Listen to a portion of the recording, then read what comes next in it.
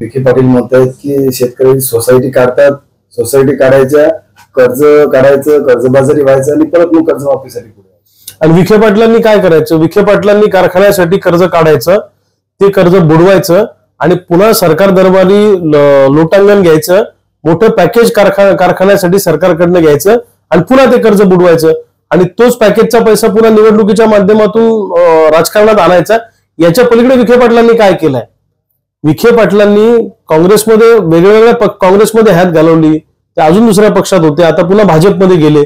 म्हणजे स्वतःची कारखानदारी वाचवण्यासाठी किंवा स्वतःचं राजकारण वाचवण्यासाठी लोटांगण घालण्याचं काम विविध पक्षांच्या याच्या खाली ते करतायत. त्यामुळे विखे पाटलांना शेतकऱ्यांवर बोलण्याचा काही एक अधिकार नाहीये आणि कायम त्यांची भूमिका ही शेतकरी विरोधी राहिलेली आहे.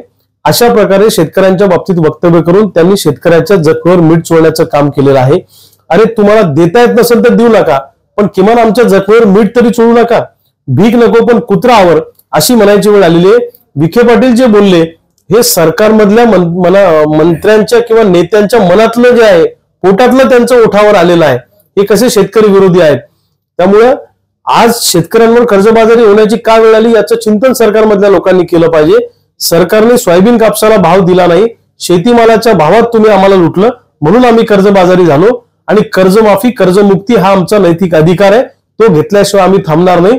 या पद्धतीने वक्तव्य करून शेतकऱ्यांचा रोष विखे पाटलांनी ओढून घेतलेला आहे. महाराष्ट्रातल्या तमाम शेतकऱ्यांची राधाकृष्ण विखे पाटलांनी माफी मागितली पाहिजे.